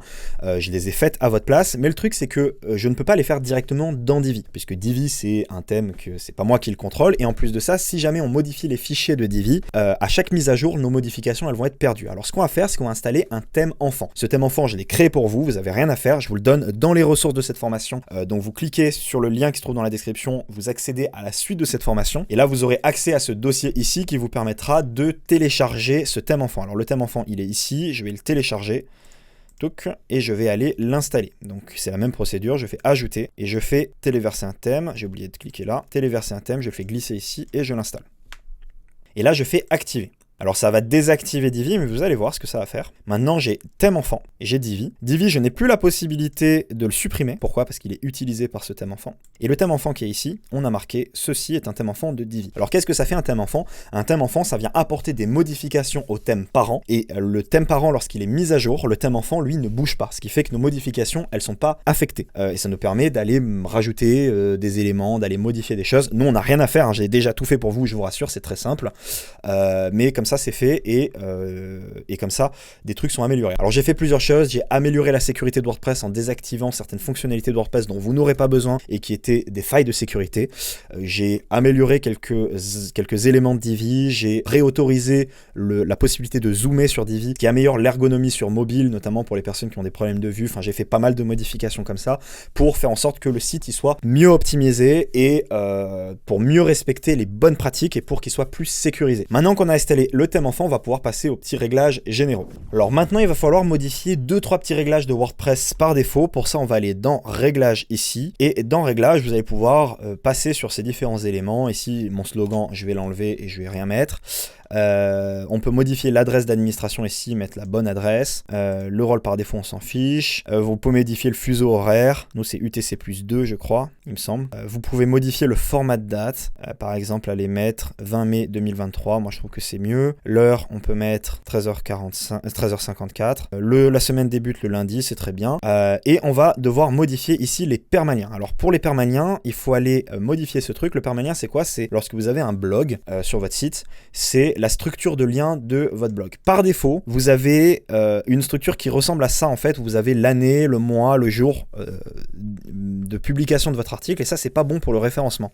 Donc ce qu'il faut faire, c'est déjà virer le index.php ici, et il va falloir mettre catégorie et postname, comme ceci. Pourquoi? Parce que la catégorie, ça va avoir plusieurs intérêts par la suite, à l'avenir, ça va vous permettre de faire de la collecte de données plus pertinentes, ça va vous permettre d'avoir une meilleure structure sur votre site. Je rentre pas dans les détails, mais c'est mieux pour le référencement et pour le marketing d'une manière générale de structurer les choses comme ça. Donc on fait OK, on fait enregistrer, et là la base personnalisée ici pour les produits, vous pouvez mettre la catégorie du produit de la même manière, donc base de la boutique avec catégorie, ce qui est bien aussi, ou en mettant product catégorie comme ceci. Voilà, on va mettre celle-là, shop product cat. Voilà, on va enlever le shop, on va juste mettre product cat, et ici il faut pas mettre le nom du produit, ça le fait tout seul. Contrairement à là où il faut mettre le nom du poste. Là, on met juste product cat et un slash à la fin. On fait enregistrer les modifications et ici, on est bon. Alors maintenant, on va enfin ajouter notre produit au catalogue. Donc notre produit qui va être enregistré dans notre site et qui va permettre de gérer les commandes, de gérer son prix, les promotions, etc. Donc pour ajouter un produit au catalogue, ça se fait ici dans produit ajouté. Le truc c'est que nous on fait du dropshipping, donc on va pas utiliser cette méthode, on va pas l'ajouter par ici. Ça c'est vraiment si vous vantez vos propres produits que ça se gère ici dans produit. Vous gérez vos différents produits, les catégories de vos produits, les étiquettes, les attributs. Les attributs c'est tout ce qui est taille, couleur, forme, etc. Toutes les options entre guillemets de votre produit. Et le reste, enfin pour ajouter un produit, ça se fait là. Nous, étant donné qu'on fait du dropshipping, donc je vous rappelle, le dropshipping, si vous ne le savez pas, c'est cette méthode qui consiste à ne pas gérer la logistique d'un produit, mais de ne gérer que la vente du produit, que le marketing. Tout ce qui est stock, expédition du produit, logistique, c'est géré directement par le fournisseur. Et nous, on passe commande chez le fournisseur au nom du client, c'est le fournisseur qui envoie le produit. Alors nous, comment on va faire? Étant donné qu'on fait du dropshipping, on va devoir installer une petite extension. Donc on va aller ici dans extension ajouter et on va taper ici ALD. Cette extension, la voici. On fait installer maintenant et on l'active. Vous l'activez ici. Et ensuite, ce qu'on va faire, c'est que ici, vous vont nous demander d'installer une extension Chrome. Extension Chrome, nous, notre fournisseur, c'est AliExpress en dropshipping. Donc, notre extension Chrome, c'est ce qui va nous permettre de synchroniser nos commandes avec AliExpress et également d'importer les produits d'AliExpress dans WooCommerce. Alors, moi, elle est déjà installée. Donc, une fois que c'est fait, ici, on fait ceci. Ici, il faut copier l'adresse du site. Donc, je vais aller dans mon extension ici, où j'appuie sur authentification d'un deuxième site. Et là, je copie la clé qu'il y a ici et je fais là, ça, il va me demander automatiquement, j'ai pas besoin de copier la clé en fait, il va me demander d'approuver, alors je fais approuver, et là, il me l'a autorisé, et là, je fais save. Une fois que c'est fait, je fais next, vous voyez bien qu'ici, j'ai mon deuxième site qui est approuvé, et maintenant, ce qu'il va falloir faire, c'est régler les paramètres par défaut, donc quand je vais importer un produit d'AliExpress, je vais pouvoir définir automatiquement le prix. Moi, je vais pas le faire, j'ai qu'un seul produit, donc tout ça, j'ignore, je m'en fiche, tout ça, je laisse, je fais next, et ça, je désélectionne tout, je ne veux rien installer, toutes ces choses-là qui ne me servent à rien, c'est juste des liens affiliés, et je fais return to dashboard. Et une fois que ceci est fait, mon extension elle est installée. Alors maintenant je vais aller sur AliExpress. Alors il faut créer un compte sur AliExpress. Vous créez un compte ici. Moi je vais me connecter à mon compte. Voilà, je suis connecté à mon compte et maintenant je vais aller récupérer mon produit. Alors mon produit s'appelle Geoline Exerciser. Alors ce qu'il est possible de faire sur cette page, c'est que vous voyez que par défaut j'ai des trucs rouges et des trucs bleus. À quoi ça correspond? Ça correspond au fait que dans mon extension ici, je peux sélectionner deux filtres. Le premier filtre c'est la compagnie, l'entreprise d'expédition, donc est-ce que ça va être DHL, etc. Ceux qui vont gérer le transport, et le pays d'envoi. Le problème qu'on a souvent en dropshipping quand on débute, c'est que le transport du produit, la livraison du produit prend beaucoup de temps. Alors pour éviter ce problème, on essaye de privilégier les produits qui sont expédiés directement depuis la France, ce qui permet de régler ce problème de délai d'expédition, de délai d'envoi. Alors pour ça, on sélectionne France ici, et ce qu'on peut faire également, c'est privilégier la livraison depuis la France ici, comme ça on n'est même plus emmerdé par des produits qui sont expédiés depuis un autre pays. L'intérêt de pouvoir filtrer aussi par entreprise d'expédition, c'est que ça nous permet de contrôler par exemple le tracking du colis, etc. Moi, pour cet exemple-là, je m'en fiche, on verra ça un petit peu plus tard. Alors je vais sélectionner ce produit par exemple, je crois que c'est celui qu'on avait sélectionné, ou non, c'était celui-ci. On a bien une méthode d'envoi qui vient de la France, et on a bien une réduction au départ qui est vraiment pas cher, un prix qui est vraiment pas cher, donc on appuie sur le petit plus ici, et là, il se peut qu'il me demande, moi c'est bon, c'est déjà le cas, mais il se peut qu'il me demande de changer la currency, la monnaie, par le USD, donc faites-le si jamais vous avez une erreur qui s'affiche ici, sinon c'est ok. Et là, maintenant que c'est fait, si je retourne sur mon site ici et que je vais dans Import List, j'ai le produit qui apparaît ici. Alors là, je vais pouvoir modifier la description, je vais supprimer ça, je vais modifier les variations, parce que là, on a toutes les variations de couleur, de taille, et également de pays d'expédition, donc je vais sélectionner uniquement la France, donc je désélectionne tout ici, je vais France, et je sélectionne celle qui m'intéresse, et je définis une variation par défaut. Et si je veux en importer deux, je peux également. Moi ici, je m'en fiche. Je fais OK, je fais Import Now, ici. Je peux aussi définir directement ici mon prix de vente, donc le prix de vente, ça va être par exemple 27,99. On peut facilement faire x3 en dropshipping, il faut faire x3 au minimum. Là, on a un coût de revient qui est vraiment pas cher, et un coût d'achat du produit qui est pas cher, et un coût de livraison qui est de 5 balles, donc on peut facilement le vendre à 27, ça fait quasiment 6 fois le prix.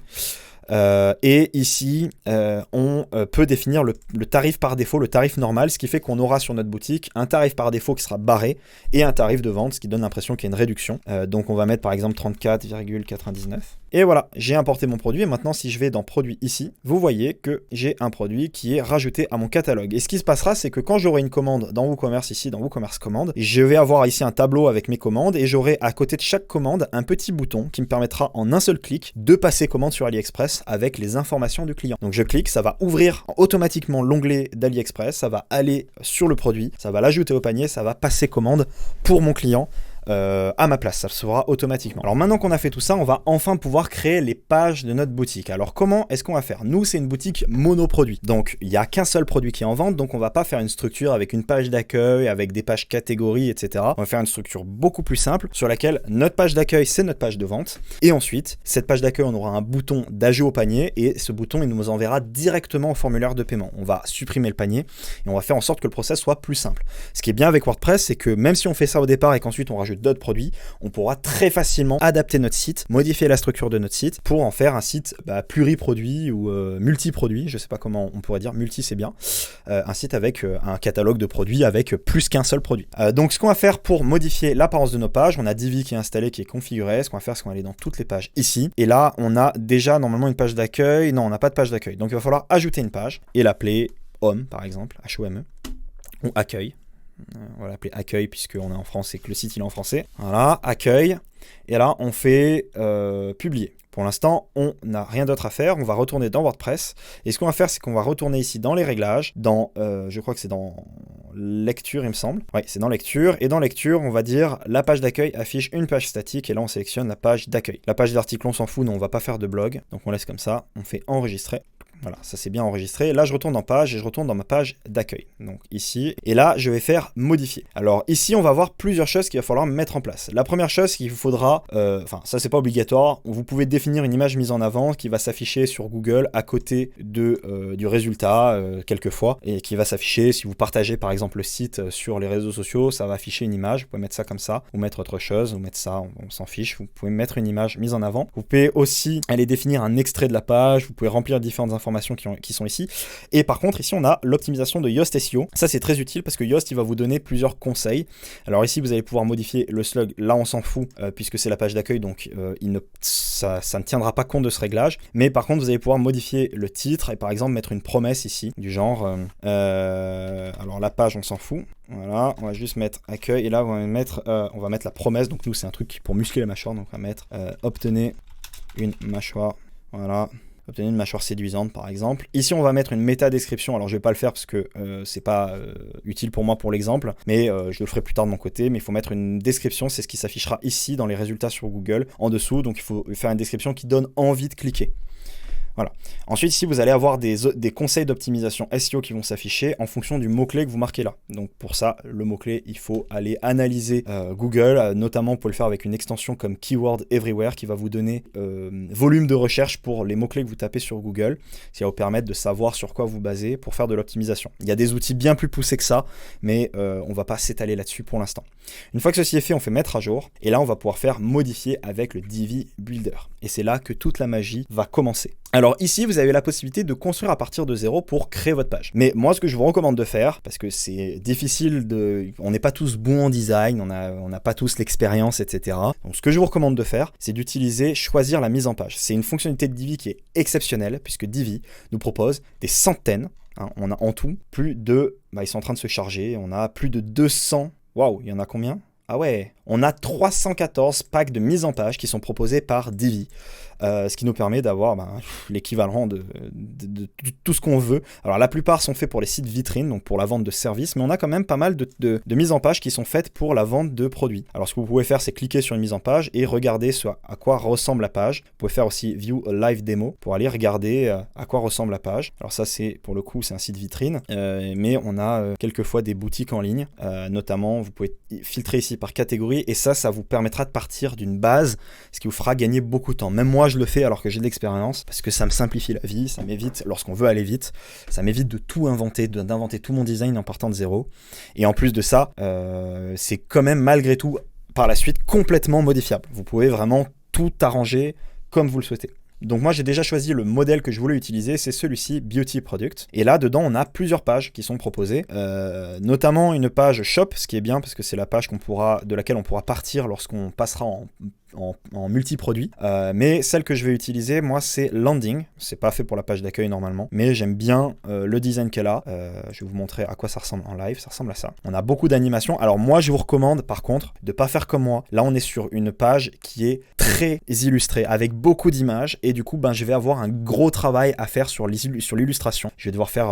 Alors, on peut passer par des outils gratuits. Moi, je vais utiliser Photoshop, mais je vais devoir vraiment travailler les images. Par exemple, pour faire cette image-là, je vais devoir récupérer le marbre qui est en dessous et mettre mon produit ici. Donc tout ça va me demander du travail et ça me demande une certaine compétence. Mais vous inquiétez pas, vous avez plein de modèles qui sont plus simples, sur lesquels on a moins de travail à faire sur les images, avec moins d'animation. Mais moi, parce que je suis un petit foufou, je vais partir de ça. Alors comment est-ce qu'on fait ? Mon truc, il est déjà, il est où ? Il est là, Beauty Product.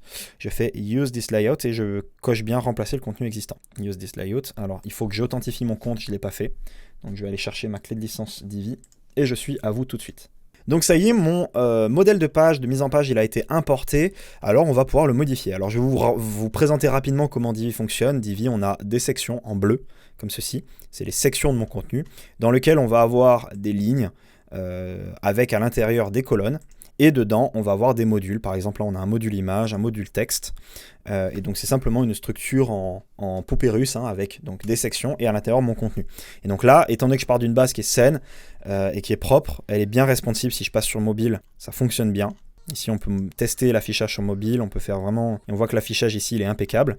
Sur tablette également. Je peux dézoomer ici aussi pour voir la page un peu plus dans son ensemble.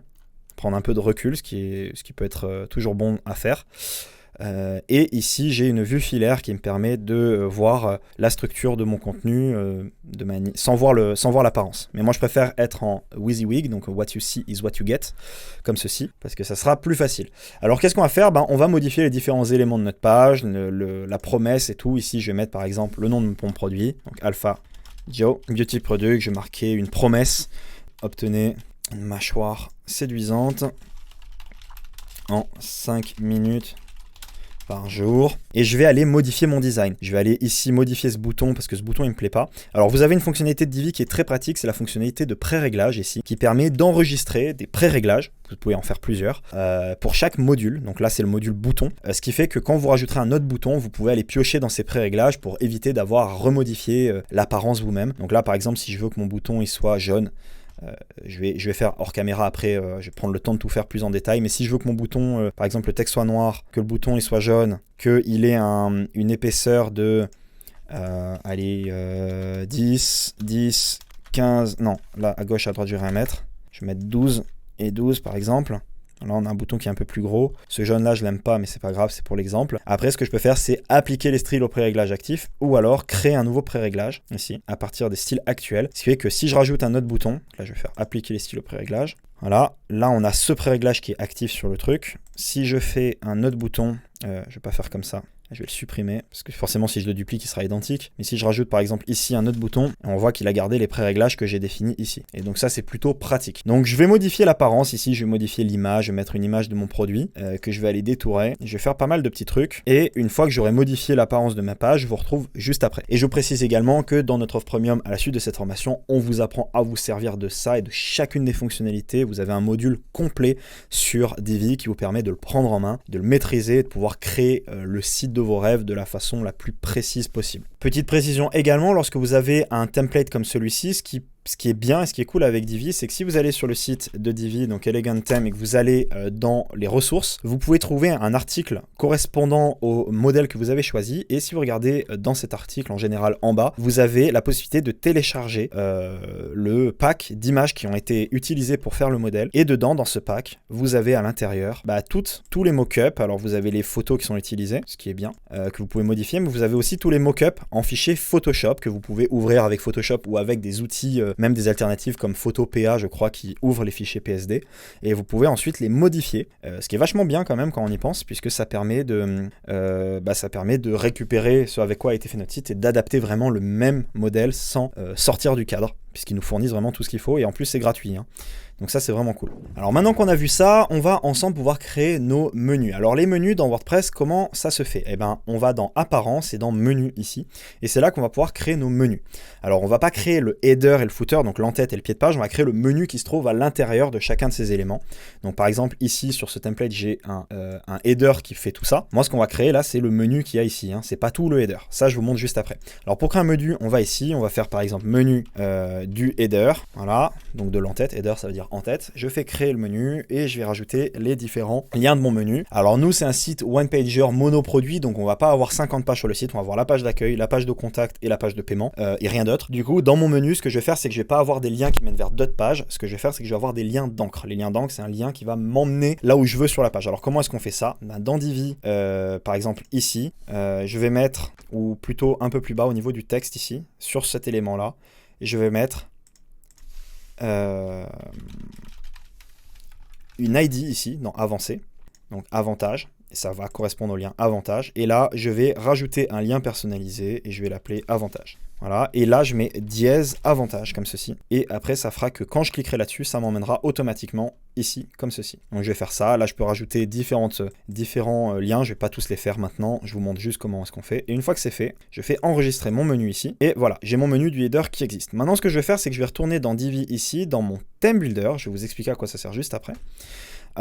Et je vais pouvoir faire le header et le footer. Donc l'entête qu'il y a en haut, je vais pouvoir la modifier, et le pied de page. Alors comment ça marche? Il faut savoir que sur WordPress, les pages que vous créez, lorsque vous créez une page produit, un article de blog, etc., elles utilisent toutes un modèle. Un modèle qui va simplement dire cette page, elle s'affiche de telle manière. Ce qu'on va avoir sur WordPress, c'est que sur toutes les pages de notre site, en tout cas sur toutes les pages sur lesquelles on voudra que ce soit le cas, on va avoir le même en-tête et le même pied de page. Alors plutôt que de recopier le même en-tête sur chaque page, ça serait complètement con, on fait pas ça, on fait un en-tête global qui va s'afficher sur toutes les pages de notre site. Alors comment est-ce qu'on fait? On va le faire ici, là-dedans, dans en-tête globale. Je fais construire l'en-tête globale et là, je vais le créer. Alors ce qu'on va faire pour ce header, c'est que plutôt que vous expliquer comment on le fait à la main, parce que c'est assez long, ce qu'on va faire, c'est que je vais vous le donner, en fait, ce header, donc dans les ressources également, que vous pouvez télécharger en description en accédant à la partie 2 de cette formation. Je vous donne un petit fichier comme ça, header.json, que vous pouvez importer ici. Alors comment est-ce qu'on fait? Vous allez simplement ici mettre portabilité, faire importer. Là, vous faites glisser le fichier. Alors vous le téléchargez, vous pouvez l'ajouter en cliquant ici. Vous faites remplacer le contenu existant et vous faites importer. Et là, ça va vous importer ce petit header, ça va faire 30 secondes, hein, c'est vraiment rapide, même pas, 5 secondes. Et là, vous avez un header qui est importé, qui est déjà un petit peu mieux. Alors, vous avez mon lien avantage qui s'affiche. Le menu, c'est bien menu du header. Et donc là, vous pouvez modifier votre logo, etc. Et ce qui est bien, c'est qu'il est vraiment responsive sur mobile, il s'affiche bien aussi. Mais comme vous pouvez le voir, à droite, là, on a un petit truc qui s'appelle Divi Menu Carte. Alors, ce truc-là, il permet d'afficher sur notre site une petite icône. Mais ça nécessite un plugin que vous n'avez pas. Alors, ce plugin, il est également dans les ressources partagées que vous avez en description. Vous pouvez l'installer également. Donc là, je fais sauvegarder, je ferme, et ici, je refais sauvegarder les changements, sinon ça ne marchera pas. Et ensuite, ici, dans les extensions, je fais ajouter. Et ici, vous allez pouvoir uploader le petit plugin. C'est un plugin payant qui coûte 10 €. Je l'ai acheté. Vous n'avez pas besoin de l'acheter. Celui-là, je vous en fais cadeau. Comme ça, voilà. Je vous en fais cadeau aussi. Là, on fait dismiss. Hop, je vais y réessayer. Retourner en arrière, c'est pas grave. Voilà. Si je vais dans les extensions installées, est-ce qu'il s'est installé? Divi Menu Carte, oui. Il s'est installé. Maintenant, si je retourne et maintenant, si je quitte mon Visual Builder ici, je fais sauvegarder et que j'actualise la page, voilà. Notre site, ça s'est mis à jour et là, on a bien une petite icône. Alors, on peut aller modifier l'apparence de ce truc-là. On peut aller le faire en modifiant ici dans modifiant ici dans apparence, dans personnaliser. On peut aller modifier les réglages de notre petite icône. Donc ça se passe ici dans Divi Menu Carte, Icon Size. Et là, on peut uploader notre propre icône que vous pouvez aller télécharger sur un site comme Icon 8. Et je vous mets également un lien en description. C'est un site sur lequel vous avez plein d'icônes, dont beaucoup sont gratuites. Je mets aussi, comme ça, vous pouvez aller télécharger une icône qui vous plaît et la mettre en ligne. Donc voilà, pour faire le petit header, je fais OK, pour l'instant, je ne change rien. Et ce que je vais faire, c'est que je vais aller faire le footer, le pied de page, en mettant une section, des éléments. Le pied de page est généralement beaucoup plus simple. Et on va avancer tout ça et je vous montrerai juste après ce à quoi ressemble notre site. Alors, vous l'avez peut-être remarqué, mais ici, dans l'adresse, j'ai marqué tuto. Pourquoi? Parce qu'en fait, j'améliore cette vidéo, je la retourne parce que j'étais pas content de la première version. Et en fait, tout ce que vous voyez là, je l'ai déjà fait, le site on l'a déjà fait, et du coup je vais vous montrer le rendu final. On a avancé sur les pages en suivant la même méthode que celle que je vous ai montrée, et du coup on a bien avancé sur notre site, on a bien tout qui est en place, tout qui fonctionne. On a mis des textes, on a mis des transformations pour présenter notre produit, on a mis des témoignages également d'utilisation du produit, une petite FAQ ici, donc on a vraiment un site qui commence à être vraiment propre, et il nous manque que quelques petits détails à faire au niveau de notre menu et au niveau de certains trucs, mais en soi le site il ressemble à ça. Donc vous de votre côté vous allez pouvoir modifier votre page, modifier avec Divi, etc. Et si jamais vous souhaitez vraiment apprendre en détail comment utiliser tout ça, comment faire votre pied de page, comment mettre en place ces pages, on vous explique encore une fois tout ça dans notre offre premium. Je pense que vous avez compris la chanson, je vais éviter de vous bassiner avec ça. Alors maintenant, la prochaine étape, maintenant qu'on a fait nos pages, etc., ce qu'il va falloir faire, c'est configurer nos moyens de paiement. Alors comment est-ce qu'on va faire? On va aller dans ajouter ici dans extension, et on va pouvoir ajouter d'autres extensions. La première, c'est WooCommerce Stripe.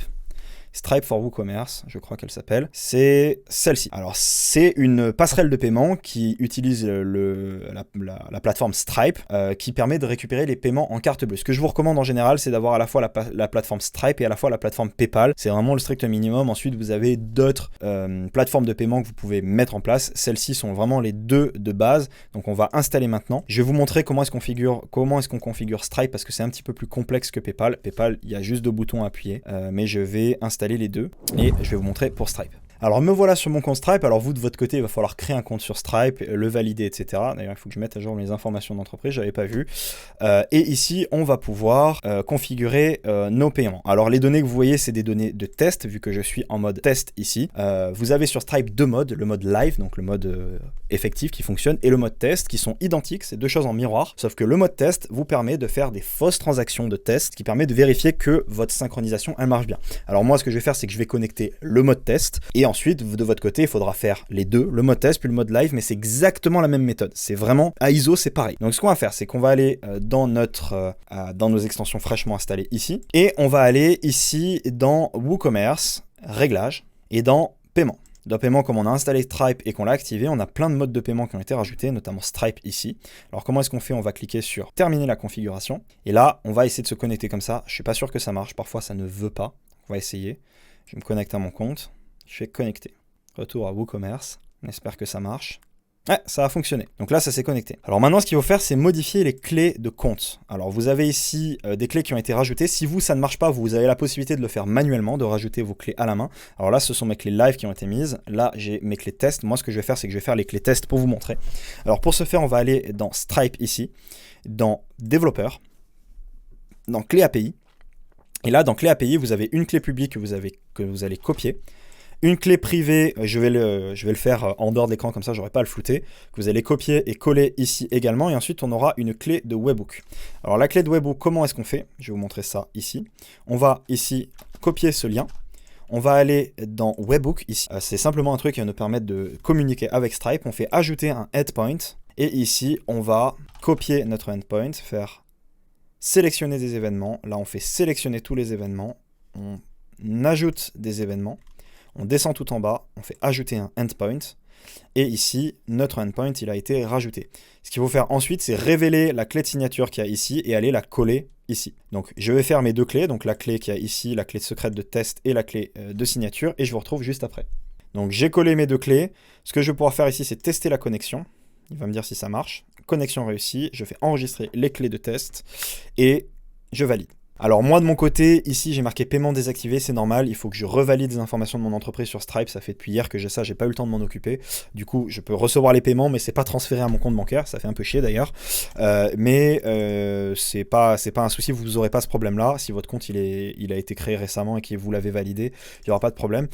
Et ce qu'on vient de faire, donc de rajouter les clés ici, en faisant modifier les clés de compte, moi je l'ai fait sur les clés test. Vous de votre côté, il faudra faire test et ensuite live. Et donc ici, il faudra dans Stripe désactiver le mode test et aller récupérer vos clés publiques et clés secrètes, et même si vous en avez besoin, rajouter une clé secrète spécifique à votre site pour pouvoir configurer le truc avec le mode live également. Ici, si vous voulez faire des transactions de test, ce que vous pouvez faire, c'est activer le mode test. Il faut simplement ne pas oublier de le désactiver par la suite, sinon les clients qui vont payer sur votre site, et les paiements ne seront pas effectifs et ça fait un petit peu chier. Et une fois que ça c'est fait, vous pouvez faire sauvegarder les modifications et tout le reste, on laisse tel quel. La procédure pour PayPal, elle est sensiblement identique, voire elle est même encore plus simple. Il suffit de connecter, donc vous créez un compte PayPal Pro, vous le validez, ça c'est un peu chiant, et après dans les réglages de l'extension PayPal, vous connectez votre compte en 2 clics, et ça se fait automatiquement.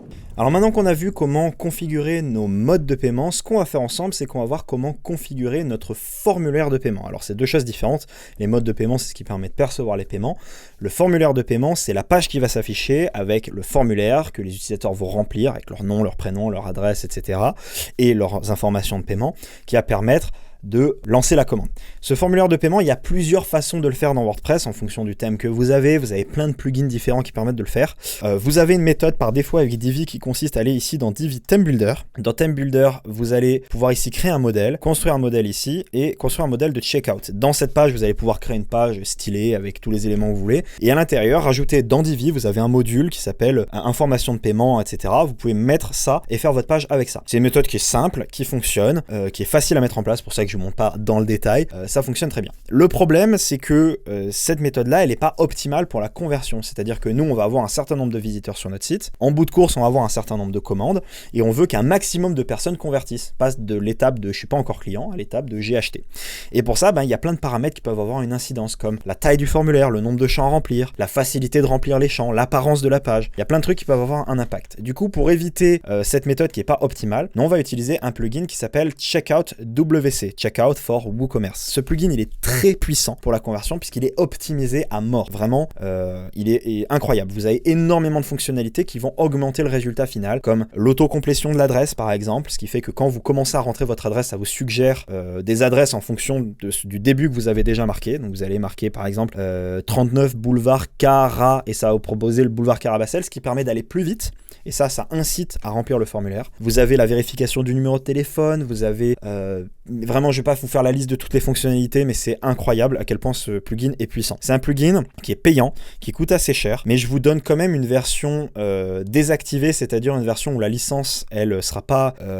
il vous demandera pas la clé de licence, en gros. Je l'ai acheté et j'ai modifié le code du plugin pour qu'il vous demande pas la clé de licence. Et je vous la mets dans les ressources partagées ici. C'est totalement légal, puisque sur WordPress, tous les plugins sont en licence GPL, General Public License, c'est une licence open source, ce qui fait que même si ces développeurs vendent leur plugin, moi, une fois que je l'ai acheté, j'ai le droit de le redistribuer à mon tour, donc je fais strictement ce que je veux. Et du coup, et c'est le cas pour tous les autres plugins que je vous donne gratuitement dans notre offre premium, j'ai le droit de le faire, rien ne m'en empêche. Donc là, je vous ai donné accès à ce plugin-là dans les ressources que vous pouvez télécharger en description, en accès dans la partie 2. Et ce plugin, une fois qu'il est installé, donc vous allez dans extension, ici, vous faites ajouter, pareil, comme d'habitude, vous faites téléverser une extension, vous sélectionnez le plugin, vous l'uploadez. Et donc une fois que ce plugin il est installé, alors on avait la possibilité dans Advanced d'importer les réglages ici dans Tools, mais j'ai testé la fonctionnalité, elle ne marche pas. Alors on va les faire à la main, c'est pas très long. On va aller ici dans Page. Dans Page, on va désactiver notre étape du panier puisque nous c'est un monoproduit. On veut pas qu'il y ait de panier, ça ne sert à rien. On va directement du bouton d'ajouter au panier au paiement. Tac, Order Review, One Page Checkout, tout ça on désactive pas. Ici on va activer les pays mis en avant, comme par exemple la France, parce qu'on va en France, donc on va mettre des pays mis en avant, ce qui va permettre de mettre en avant certains pays dans la liste des pays, ce qui fait que la personne ne va pas se faire chier à chercher, ça lui laisse moins de temps de changer d'avis.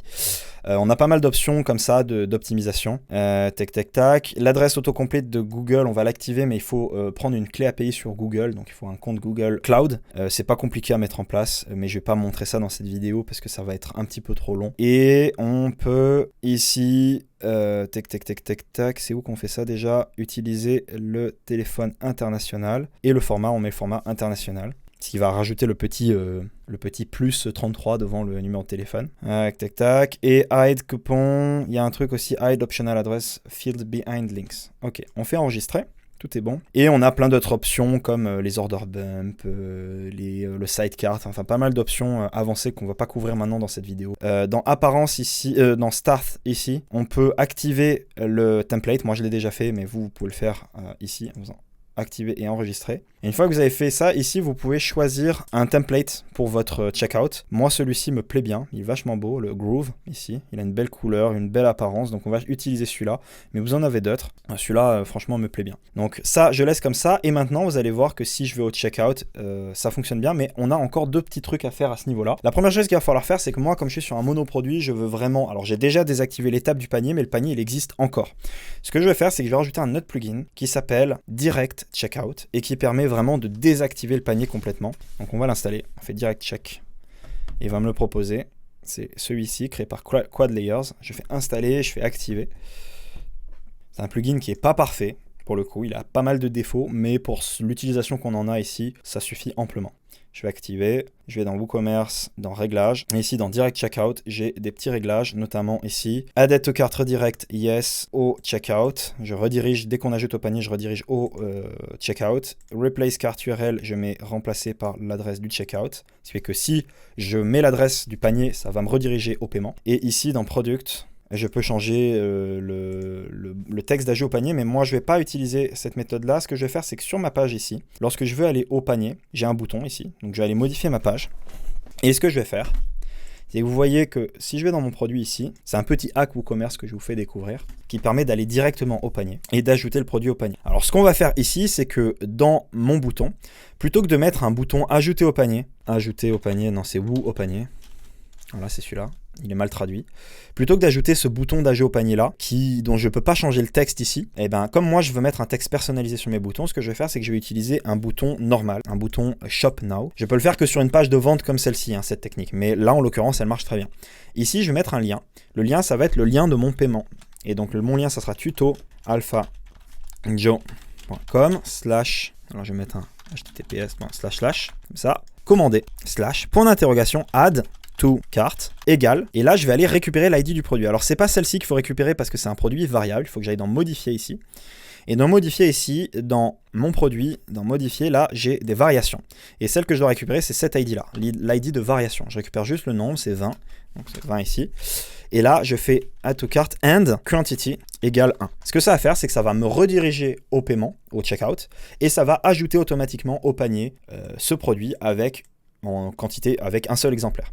Et ça me permet d'éviter d'avoir l'ajout au panier, ce qui fait que je peux marquer le texte que je veux là-dedans. Je peux marquer n'importe quel texte et je peux faire 5 boutons différents sur ma page avec des textes différents. Petite méthode comme ça qui permet d'améliorer le truc. Maintenant, si je fais quitter ici et je clique sur ce truc-là. Alors, j'ai fait une petite faute, c'est add to cart. Voilà. Donc, je sauvegarde. Et faites attention, cette adresse-là, moi j'ai marqué commander, ça dépend de la configuration de votre WooCommerce. Si vous allez dans les réglages ici et que vous allez dans Avancer. Ici, vous avez les terminaisons WooCommerce. Quelquefois, elles sont en français, quelquefois, elles sont en anglais en fonction du WordPress que vous aviez, s'il était en français ou en anglais. Moi, ici, c'est en anglais. Payer, c'est Order Pay. Et donc, pour ça, il faut faire... Mon lien, ça doit être Order Pay. Ici. Tac, tac, tac. Et là, j'actualise ma page. Quand je fais ça, ça m'envoie directement au panier avec mon petit truc qui s'est ajouté automatiquement.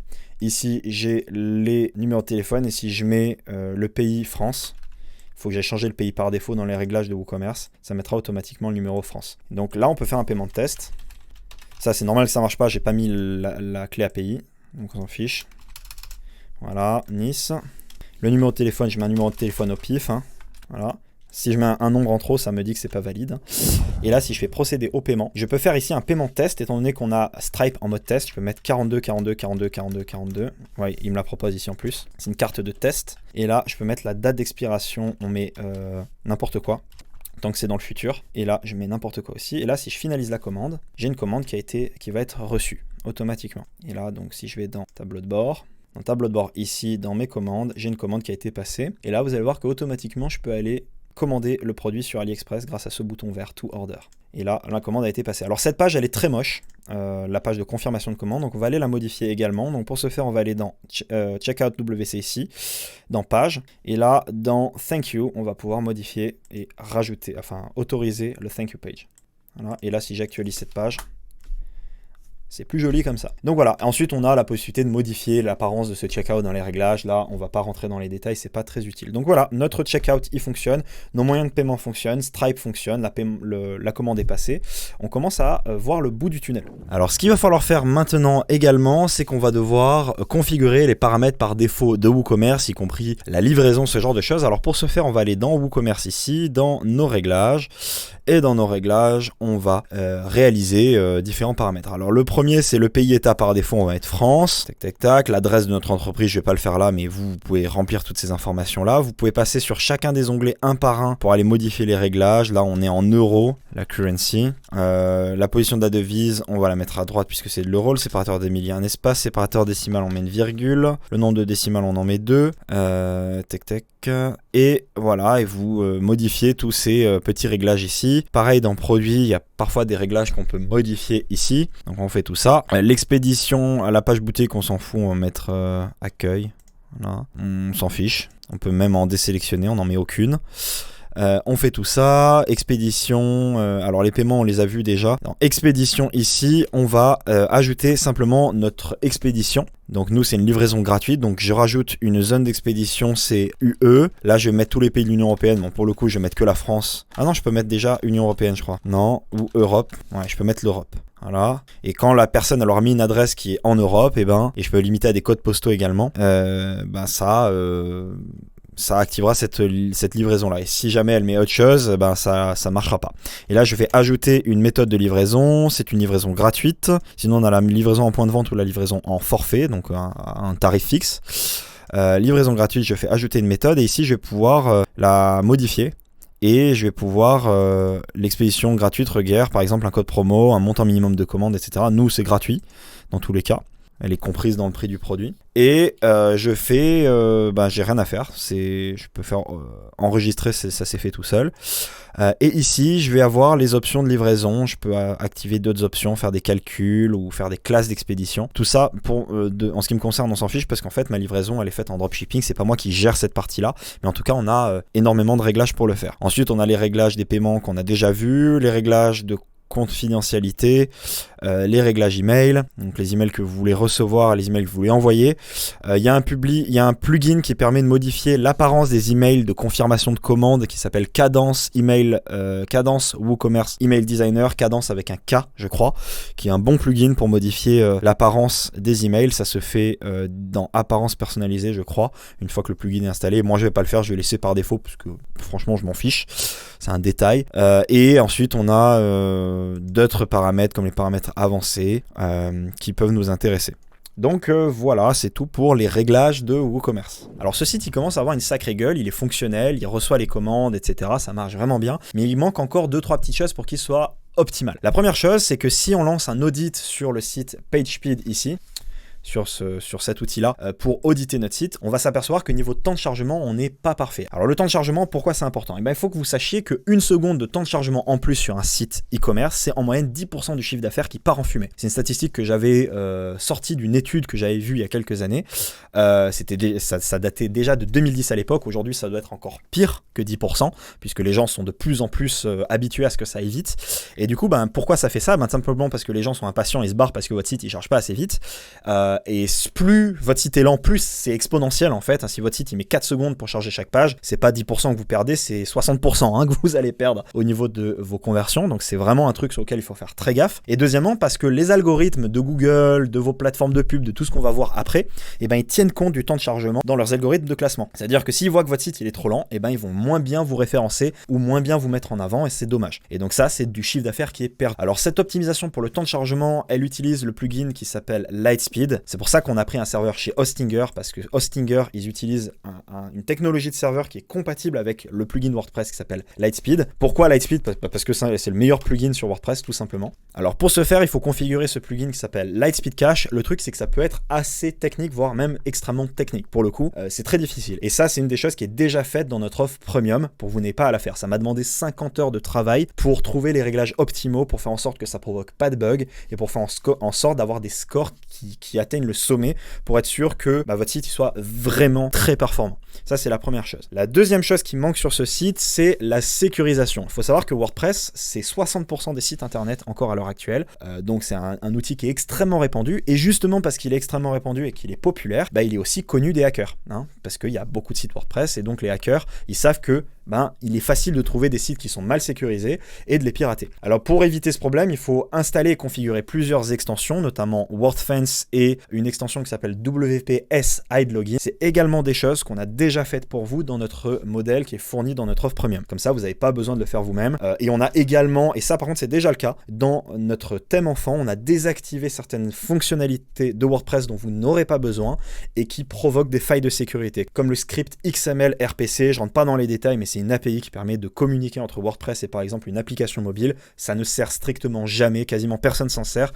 Et malgré tout, les hackers s'en servent plus souvent que les utilisateurs. Donc j'ai préféré la désactiver pour que votre site il soit correct. Ça, c'est vraiment une des plus grosses failles de WordPress. Et donc ça, le problème il est réglé, mais il est dans le thème enfant que vous avez installé. Donc c'est déjà bon pour tout le monde. Donc ça, c'est la deuxième chose. Dernière chose qui reste, c'est la partie légale. Alors la partie légale, c'est la politique de confidentialité, les mentions légales, les conditions générales de vente et ainsi que la petite bannière de cookies. Vous savez, cette bannière qui s'active, qui s'affiche à l'écran et qui va indiquer que le site utilise les cookies, ce genre de choses-là. Alors, ça, pour cette bannière de cookies, je vous recommande l'extension Compliance, qui est très efficace, qui marche très bien. Et pour les mentions légales, politiques de confidentialité, dans le fichier de ressources qu'on vous fournit avec la suite, avec la partie 2 de cette formation, on vous donne des modèles pour les mentions légales ainsi que des générateurs qui vont vous aider à générer toutes ces pages, tous les textes légaux que vous êtes obligé d'indiquer sur ces pages-là, de façon à ce que ça soit plus simple, parce que c'est vrai que ça peut paraître un petit peu compliqué. Alors ça l'est pas tant que ça en réalité, il suffit juste d'être clair sur les conditions d'achat, mais voilà, ça vous aidera à aller plus vite et surtout à faire en sorte que cette partie qui est vraiment chiante, elle dure pas trop longtemps. Et donc une fois que vous aurez fait ça, votre site il sera opérationnel. Ça y est, la première partie de cette formation gratuite touche à sa fin. Alors à ce stade, nous avons une boutique fonctionnelle capable de recevoir les paiements avec un produit à l'avant. On a aussi créé de notre côté les CGV, mentions légales, etc. Ce pourquoi, si jamais c'est difficile pour vous, on vous donne en description avec les ressources de cette formation dans la partie 2 et la partie 3, des générateurs pour pouvoir générer les textes correspondants. Dans la partie 2 et la partie 3, nous allons mettre en place les outils qui vont nous permettre d'attirer des milliers de visiteurs sur notre boutique afin de les convertir en clients. Alors pour accéder à cette deuxième et à cette troisième partie, il vous suffit de cliquer sur le premier lien qui se trouve en description sous cette vidéo. Et en attendant, si cette première partie vous a plu, n'hésitez pas à liker, commenter et à partager. Et moi je vous dis à de suite pour la partie 2.